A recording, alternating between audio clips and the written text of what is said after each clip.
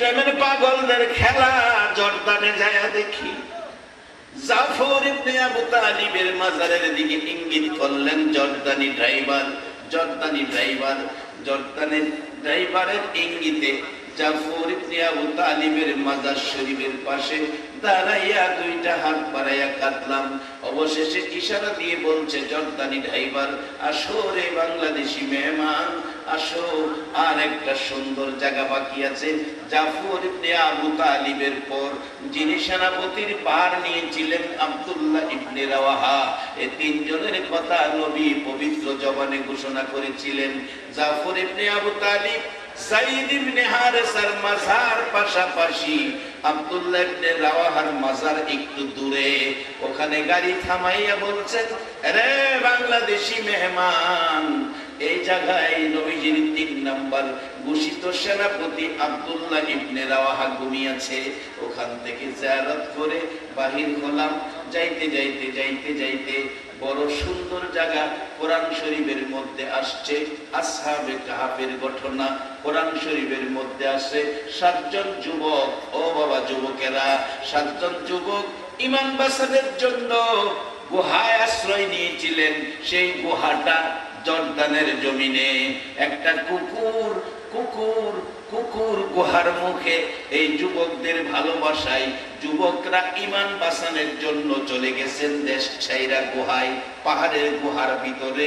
এই গুহাটা, পাহাড়টা জর্দানের জমিনে নিজের চোখে দেখে আসছি বাবা। এই গুহার মুখটার মধ্যে কুকুরটা বসে থাকতো। 7 জন যুবক গুহার মধ্যে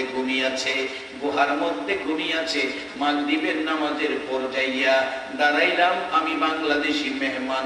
এই পরিচয়ের পর লোহার গেট একেবারে বন্ধ করে রাখছে, ভিতরে মানুষ ঢুকতে দেয় না। জর্দানি এসে খুলে দিলেন। আরো কিছু জর্দানি লোক দাঁড়ানো ছিল ভিতরে ঢুকার আশায়। ভিতরে ঢুকলাম, দেখাইলো এখানে 2 জন ঘুমিয়েছে, এই পাশে 2 জন ঘুমিয়েছে, একটু ভিতরে 3 জন ঘুমিয়েছে, মোট 7 জন যুবক ঘুমিয়েছে। কুকুরটা পাহারা দিত। আমার আল্লাহ কোরআন শরীফে যখন কেউ কেউ বলতো এখানে 5 জন যুবক, আমার আল্লাহ কয় 5 জন যুবক শেষ না, আরো একজন আছে। কোরআন বলছে কেউ কেউ বলে এখানে 6 জন যুবক, আল্লাহ কয় 6 জন যুবক শেষ না, আরো একজন আছে। কেউ কেউ বলেন 7 জন যুবক, আল্লাহ বলে 7 জন না, আরো একজন আছে। 7 জন যুবকের সাথে কিতমির নামে কুকুর রয়ে গেছে। এই 7 জন যুবকের সাথে আমি কুকুরটাকেও বেহেশতি বলে গণ্য করে নিলাম। ইমানদারের ভালোবাসায় নাপাক প্রাণী কুকুর যদি যায়, আল্লাহ যদি তাকে বেহেশতি বানায়া দেয়। আজকে যারা আমার নবীর ভালোবাসায় বাহির হইয়া গেছো, আমার আল্লাহ কেন তোমাদেরকে বেহেশতি বানাবে না? ও বেহেশতি মেহমানেরা, সামান্যতম ভুল ত্রুটি করো না, বেজাল পথে যাইও না। আমার নবী বড় কষ্ট করেছে উম্মতের জন্য, নিজের জন্য নয়, সবগুলি কষ্ট ছিল উম্মতের জন্য। সেই নবীর উম্মত জান্নাতে যাবে, টিকেট দিয়েছেন নবী, লা ইলাহা ইল্লাল্লাহু মুহাম্মাদুর রাসূলুল্লাহ। বাবা তার বাস্তবতায় আসুন। হযরত হাসান বসরি রাহমাতুল্লাহ আলাইহির জীবনী কোন দলের আলেম অস্বীকার করার ক্ষমতা নাই বাবা। হাসান বসরি রাহমাতুল্লাহ আলাইহির জীবনী, হাসান বসরি বলেন আমার বাড়ির পাশে একজন আগুন পূজারী ছিলেন, যার নাম কিতাব লেখে শামাউন, শামাউন আগুন পূজা করতে করতে একেবারে বৃদ্ধ হয়ে গেছে। হাসান বসরি শামাউনের বাড়িতে যাইয়া অনুরোধ করলেন, রে শামাউন, সারাটা জীবন আগুনের পূজা করলি, আগুনের পূজা করে কবর যাবি, পুরে ছাই হয়ে যাবে, কষ্ট হবে, আযাব পাবি, কামটা ভালো করলে না রে শামাউন। আমি একটা পরামর্শ দেই, কালিমাটা পরে আখিরি নবীর উম্মত হইয়া কবরে যা। শামাউন বলেন, রে হাসান বসরি, আমার সময় থাকতে পরামর্শ দিলি না, এখন বৃদ্ধ হয়ে গেছি, এখন আর কালিমাটা পড়লে কি লাভ হবে? হাসান বসরি বলেন, শামাউন রে, আমি বলতে পারি কালিমাটা পড়লে তুমি জান্নাতি হয়ে যাবে। শামাউন ডাকেন, আগুন পূজারী ডাকেন, রে হাসান বসরি, আমি যে হাসান বসরি, শোনো আমি শামাউন তোমার কাছে জানতে চাই, আমি যদি কালিমা পড়ি এই বয়সে, বুড়া বয়সে, আমি যে জান্নাতি হব তার গ্যারান্টি দাও। হাসান বসরি বলছে, শামাউন রে, গ্যারান্টি আমার নবীর কথা। নবী বলেছে, মান ক্বালা লা ইলাহা ইল্লাল্লাহু ফাদখালাল জান্নাহ। এই নবীর কথার বলে গ্যারান্টি দিতে পারি তুমি জান্নাতি হবে। হাসান বসরি এই কথা বললে শামাউন দেরি করে নাই, সাথে সাথে কালিমা পড়ে মুসলমান হয়ে গেছে। এবার হাসান বসরি চলে যেতে চাইলে ডাকতেছে ছোট্ট ছোট্ট সুরে বৃদ্ধ মানুষ, হাসান বসরি রে শোনো, আমি তোমারে একটা ওসিয়ত করি রে হাসান বসরি, আমি জীবনে ভালো কাজ করতে পারি নাই, আগুন পূজা করেছি, শেষ বয়সে কালিমা পড়লাম, এখন আর ভালো কাজ করার বয়স আমার নাই। রে বাবা যুবকেরা, এমন একটা বয়স বেঁচে থাকলে তোমারও হবে, ইচ্ছা থাকলেই মাহফিলে আসতে পারবা না, ইচ্ছা থাকলেই ঘর থেকে বাহির হতে পারবা না, এমন সময় তোমারও হতে পারে। শামাউন কান্দে, হাসান বসরি রে, কালিমাটা পড়াইলি, সময় থাকতে পড়াইলি না, জীবনে ভালো কাজ করার বয়স নাই, ভালো কাজ করার শক্তি নাই, ভালো কাজ করার সুযোগ নাই। হাসান বসরি রে, একটা অনুরোধ করি তোমারে। কি অনুরোধ করবা? হাসান বসরি, তুমি একটা লিখিত দাও, আমি যে কালিমা পড়ছি বেহেশতের আশায়, একটা কাগজের মধ্যে লিখিত দাও। লিখিত দিয়ে হাতে নিয়ে ছাড়লে এবার ডাকতেছে, হাসান বসরি আরেকটা ওসিয়ত করি, আমার যেদিন মৃত্যু হবে রে হাসান বসরি, তুমি নিজে আমারে গোসল করাইও, তুমি নিজে আমারে কাফন পরাইও, কাফনের ভিতরে তোমার লেখা কাগজটা ঢুকাইয়া দিও, কবরে শোয়াইয়া সবাই যখন কবর ছাড়ো বলে চলে যাবে রে হাসান বসরি, মুনকিন নকিরে সে আমাকে প্রশ্ন করলে আমি তো কিছু জবাব দিতে পারবো না, আমি তোমার লেখা কাগজটা তুলে ধরবো। হাসান বসরি বলেছে, নবীর কালিমা লইয়া কবরে আইলে বলে জান্নাত পাওয়া যায়। হাসান বসরি, আমার এই কথাটুকু রাখবি, এই ওসিয়ত আমি তোকে করে গেলাম। হাসান বসরির জীবনীর মধ্যে লেখেন, হাসান বসরি রহমাতুল্লাহ আলাইহি শামাউন মৃত্যুর পর কথা মতো গোসল দিয়ে কাফন পরাইলেন, কাফন পরাইয়া কাফনের ভিতরে ওই কাগজটা ঢুকাইয়া দিলেন। জানাজার শেষে কবরে নামাইয়া সবাই বাড়িতে চলে গেলেন। রাত্র গভীর, হাসান বসরি রহমাতুল্লাহ আলাইহি বলেন, আমি স্বপ্নে দেখি শামাউন আমারে ডাকতেছে, রে হাসান বসরি ঘুমিয়াছো?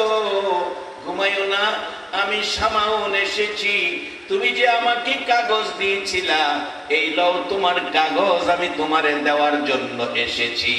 হাসান বসরি রে, তোমার কাগজ আমার প্রয়োজন পড়ে নাই, নবীর কালিমা লইয়া কবরে যাওয়ার কারণে আমার কবর জান্নাতের বাগান হয়ে গেছে। সেই কালিমাটা বলুন এখনো আমাদের মধ্যে আছে কিনা? সেই কালিমাওয়ালাকে আল্লাহ পরামর্শ দিতেছে, এইভাবে যেন আমরা কবরে গিয়ে জান্নাতের শান্তি ভোগ করতে পারি।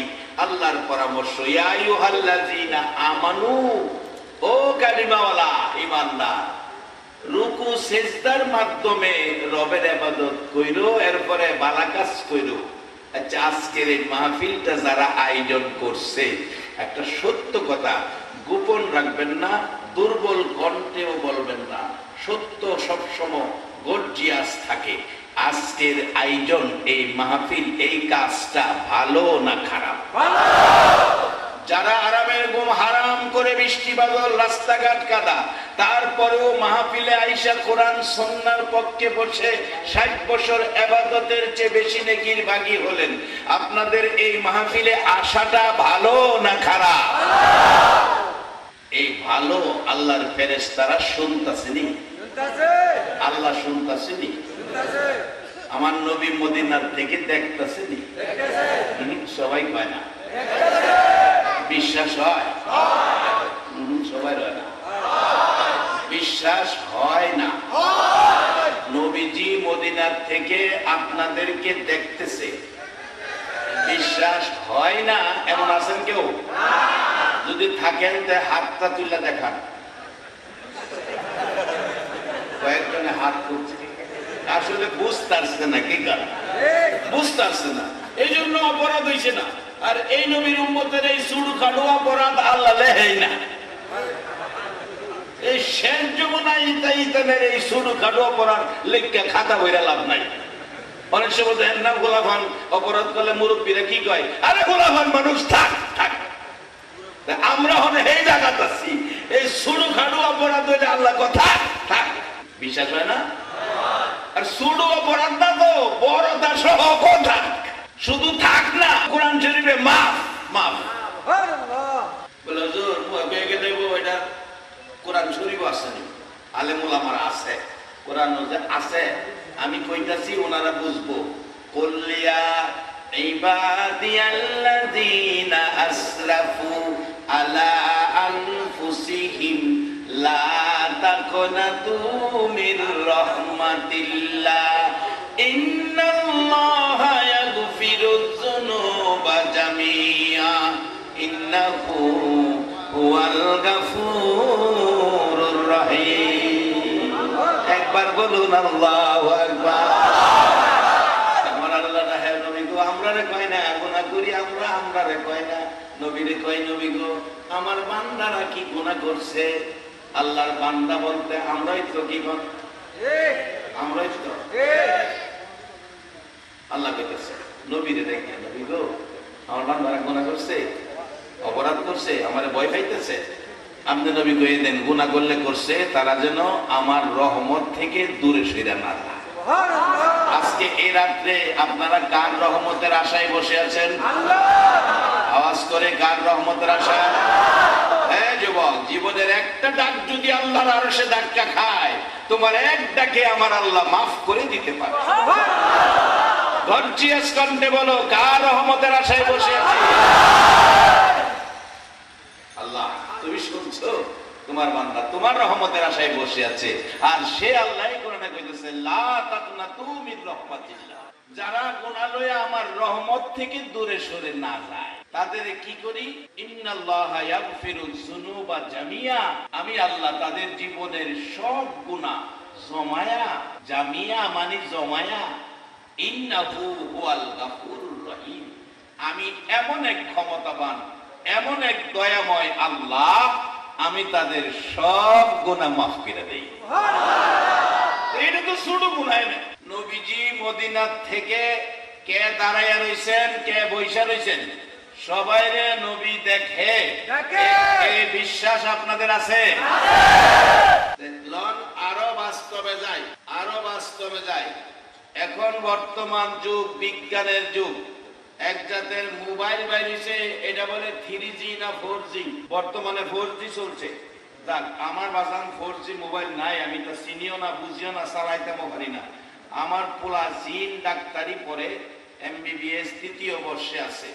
কইতাছে আব্বু আমি বাড়িতে আসার সময় তোমার জন্য ভিডিও মোবাইল লয়ে আমি বাজান, এই বিপদ আমার উপরে দিও না, আনলে গেলাম আমি এটা দিলাম গেলে। আমার একটা আছে বাজান, এটা আন্তর্জাতিক মোবাইল, সুরেও না, নোকিয়া, নোকিয়া, এটা যদি বইরেও জায়গা ফালাইও রাহি, সুরে ফাইলে ডাহে মোবাইল কার মোবাইল, কারণ জানে এটা নিয়ে ব্যস্তই পারত না। বাজান আসুন আসল কথাই যাই, এই যে 4G মোবাইল চালু করলে বাংলাদেশ থেকে আমেরিকা ছেলের সাথে মা কথা বলে দেখা, এটা সঠিক নেই? এরকম পাইছেন আপনারা? আমার এই মোবাইল নাই, আমি পুরোটা জানি না, আমি শুনছি এরকম, দেখছি এরকম দেখে আমেরিকার থেকে আলাপ করে একজনের আরেকজনের দেখা। মক্কা শরীফ থাকে ছেলে, বাংলাদেশে মা। হ্যাঁ খাইতে বইয়া টেলিফোন করছে, মা কি করো? আমি তো নাস্তা খাইবার লাগা রেডি হইতাছি। আমিও তো নাস্তা খাইবার রেডি হইতাছি। মা জিগায়, বাবা কিটা খাও? কয় রুটি খাইতাছি উডের গোস্ত দিয়া। এই জিগায়, মা তুমি কি খাও? আমি চড়া খাইতাছি শুটকির ভর্তা দিয়া। একজন আরেকজনে কি খা এটাও দেখে, মা ছেলেরে দেহে, ছেলে মারে দেহে। মক্কা শরীফ থেকে বাংলাদেশে একটা মানুষের বানানো 3G আর 4G মোবাইল দ্বারা যদি লন্ডন আমেরিকার থেকে একজন আরেকজনকে দেখে কথা বলে, কে কি দিয়া খায় সেটা দেখে। আর যেই নবী না হইলে কোন নবীর নবুয়তি হতো না, 3G আর 4G কোন জি দুনিয়াতে হতো না। আমার সেই দয়াল নবী জি মদিনার থেকে দেখে কিনা?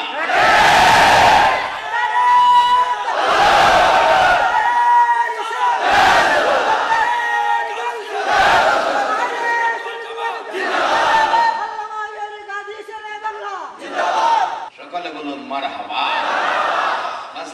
আমি কি কথাগুলো বুঝাইতে পারতেছি? এই বৃষ্টির মধ্যে কষ্ট করে আসছেন, একটা কথা যদি বুঝে আসে, একটা কথা যদি কাজে লাগাইতে পারেন, আপনার এই কষ্ট সার্থক। আল্লাহর পরামর্শ, অফ আলুল খয়রা, কথাটা খেয়াল আছে? তোমরা ভালো কাজ করো। ও আখরি নবীর উম্মত, তোমরা ভালো কাজ করো। ভালো কাজ, হুজুর ভালো কাজ, আজকের কাজটা ভালো। যারা আইছেন ভালো কাজের পক্ষে আইছেন।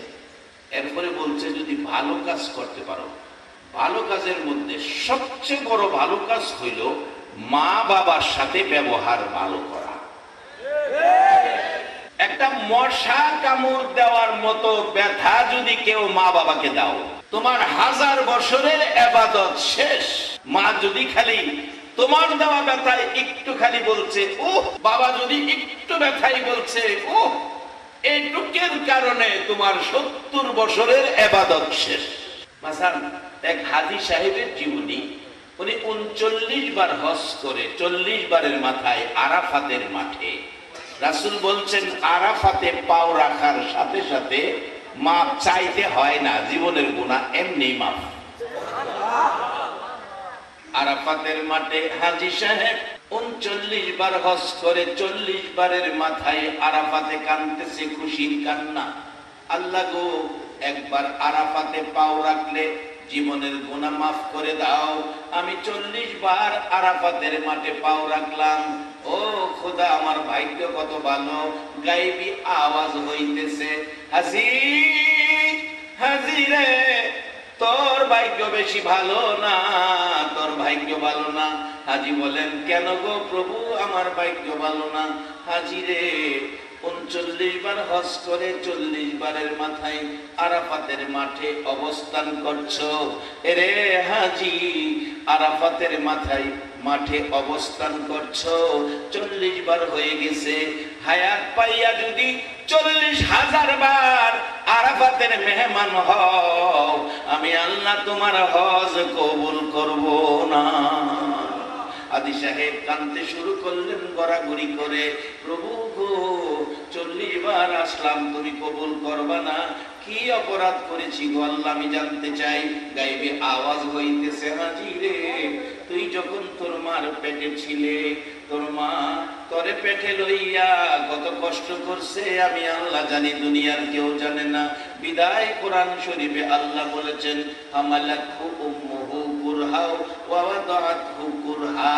তোমার মা তোমাকে পেটে লইয়া যখন হামেল ছিল, তোমার বাবা পাশে ঘুমিয়েছে, শুইয়াছে। তুমি মার পেটে, রাত্রে মা ঘুমিয়েছে, মার পেটে থাইকা খেলাধুলা করতে যাইয়া রে মানুষ, তুমি মার পেটে থাইকা খেলাধুলা করতে যাইয়া পাউটা লড়াইছো, তোমার পাও যাইয়া মার কলিজায় লাথি লাগছে। তোমার মা 3 ঘন্টা বেহুশ, জিহ্বাটা বেরিয়ে গেছে, চোখের পানিতে বালির বিছে। আবার নড়াচড়ি করছো, খেলাধুলা করতে যাইয়া কোনি হাতের কনি লড়াইছো, তোমার কনি মার কলিজায় লাগছে। মা কত কষ্ট করছে আমি আল্লাহ দেখছি। তোমার বাবা পাশে শোয়া, সেই তো দেখে না, সেই তো জানে না। তোমার মা হাত বাড়াইয়া ডাকছে, মাবুদ রে, এই সন্তানটা কবে কুলে লইয়া বাবা কইয়া 2 গালে সুমাইব। বলুন মা, সন্তানের 2 গালে সুমা দেয় কিনা? মা সন্তানের 2 গালে চুমো দেয়, মার সব কষ্ট দূর হয়ে যায়। আমার আল্লাহ ডাকতেছে, হাজী রে, এই মা যখন সন্তান প্রসব করে রে হাজী, তোর প্রসব ব্যথার যন্ত্রণায় 3 দিন গলা কাটা মুরগির মতো লাফাইছে, রক্তক্ষরণ হইয়া গট্টা লাল লাল হয়ে গেছে। মহিলারা বলছে এই মহিলাটা বাঁচবে না। 3 ঘন্টা তোর মা বেহুশ হয়ে পড়ে আছে, তুমি ভূমিষ্ঠ হয়েছ, তোমার ওয়া ওয়া কান্না শুনে তোমার মার জ্ঞান ফিরেছে। ডাকছে তোমার মা, কে কান্দে গো? কোন মহিলা বলছে তোমার ছেলে হয়েছে।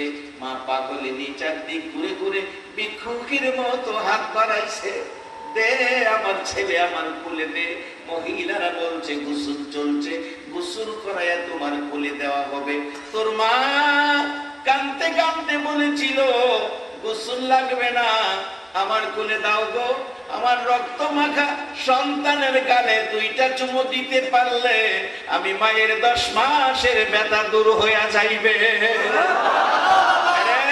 হাজি, এত ব্যথাই ব্যতীত যে মা কষ্ট করে তোমাকে গর্ভ ধারণ করেছিল, প্রসব ব্যথায় 3 ঘন্টা জ্ঞান হারা হয়েছিল, রক্তমাখা সন্তান কোলে দিয়ে 2 গালে চুমাইতে চেয়েছিল।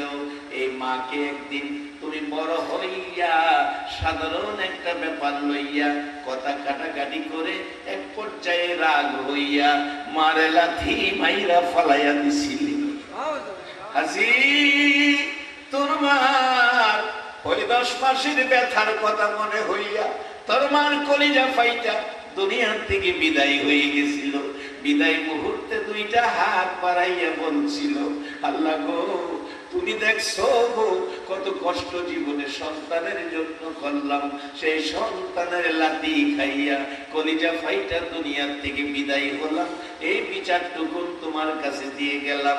হাজি, হাজি রে, লাথি দিয়ে আমার কলিজা বাটাইয়া বিদায় করছো। আরাফাতের মাঠে 40 বার কেন? হজ করতে 40 বার কেন? হায়াত পাইয়া যদি 40,000 বার হজ করতে আসো, মার গায়ে লাথি দেওয়ার কারণে তোমার একটা হজও কবুল হবে না। ও আখিরি নবীর উম্মত, যত ভালোবাসাই নবীকে দাও, একটা মশা কামড়ের ব্যথা যদি মা বাবাকে দাও, তোমার মতো উম্মতের সুপারিশ আমার নবী করবে না। তবে এই রোগ যদি দূর না করেন, এই রোগ দূর না করা পর্যন্ত বেহেশতে যাওয়া কোনো দিকেই সম্ভব না।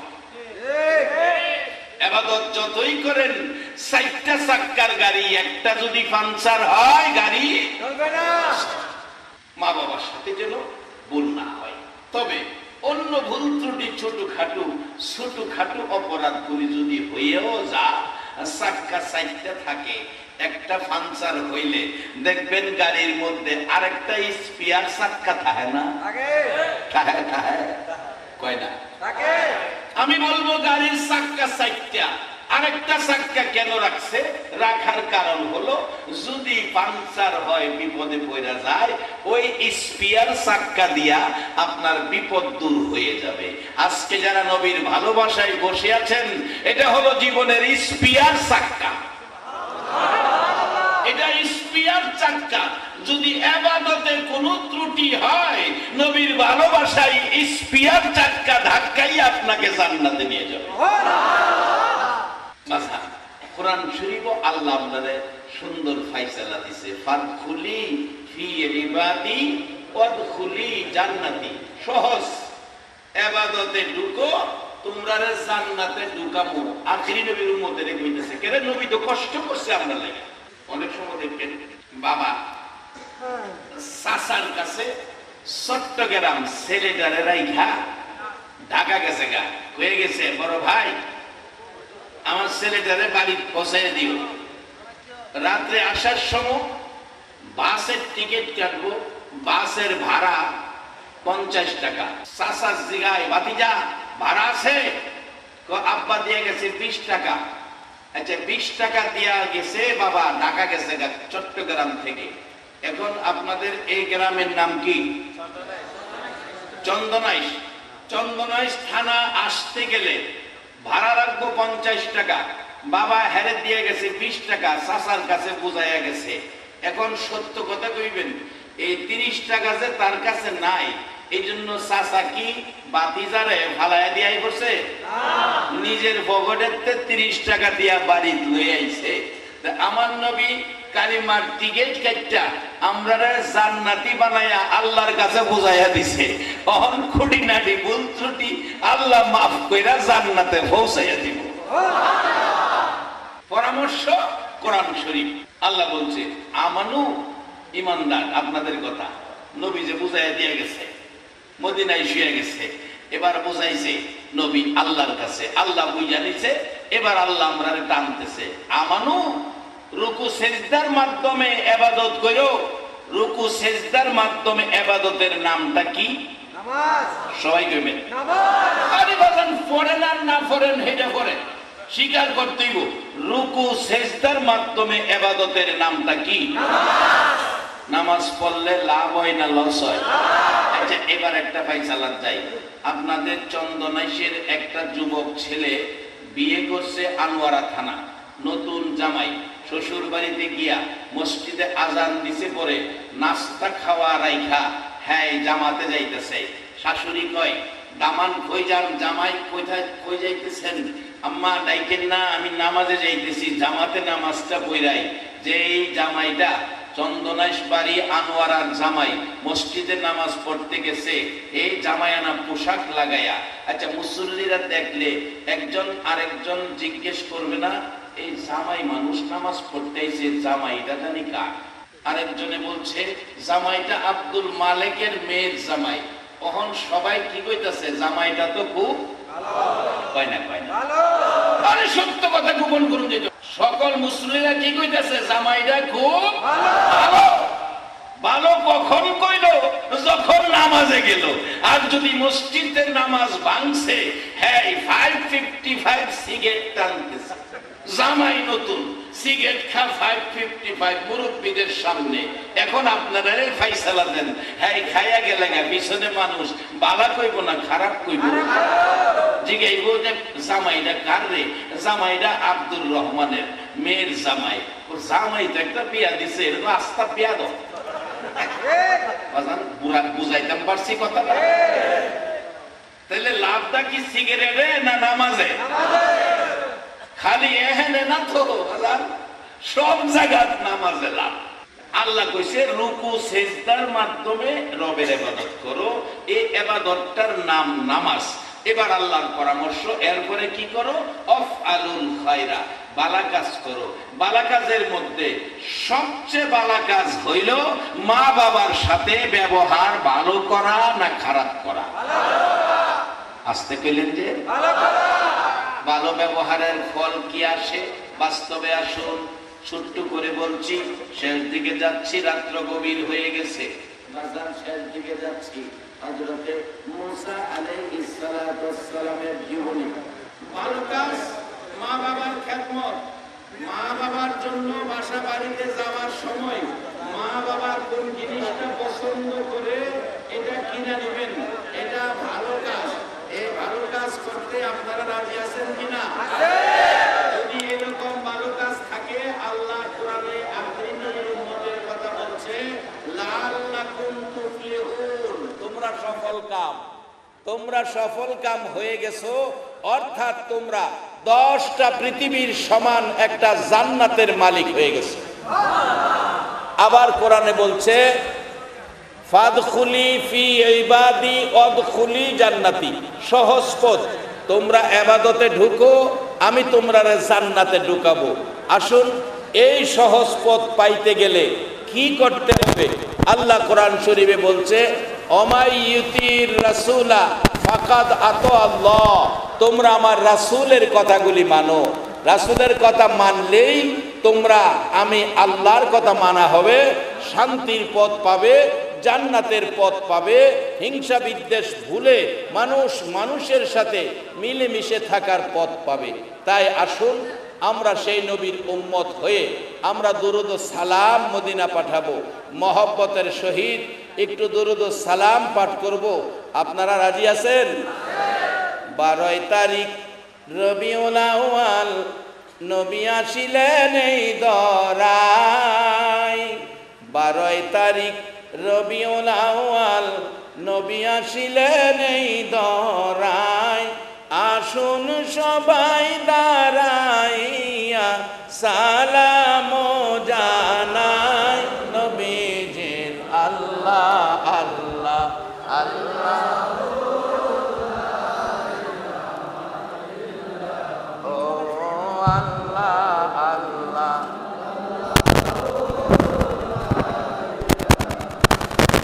ইয়া নবী সালাম আলাইকা, ইয়া রাসূল সালাম আলাইকা, ইয়া হাবিব সালাম আলাইকা, সালাওয়াত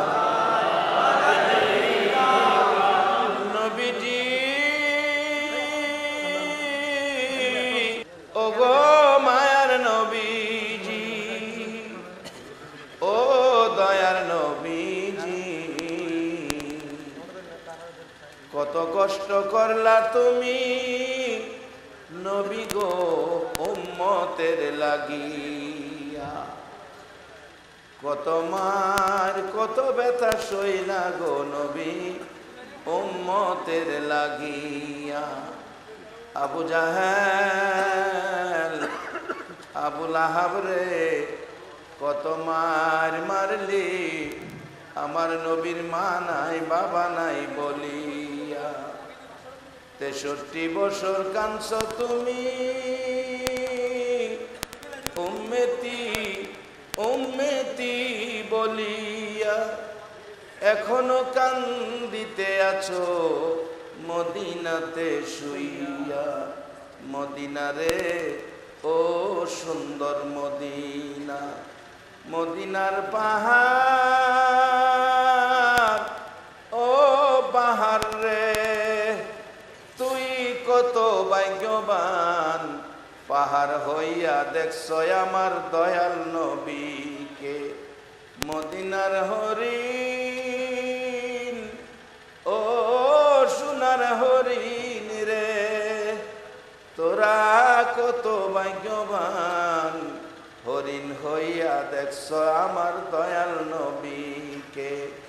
উম্মত হইয়া দেখলাম না গো দুঃখ রইল মনেতে, মনের দুঃখ মনে লইয়া জানাই তোমায় লাখো সালাম, ইয়া নবী সালাম আলাইকা, ইয়া রাসূল সালাম আলাইকা, ইয়া হাবিব সালাম আলাইকা, সালাওয়াতুল্লাহ আলাইকা। বেজায় রব মেরে দুরুদ ও সালাম। আল্লাহ আল্লাহ আল্লাহ আল্লাহ।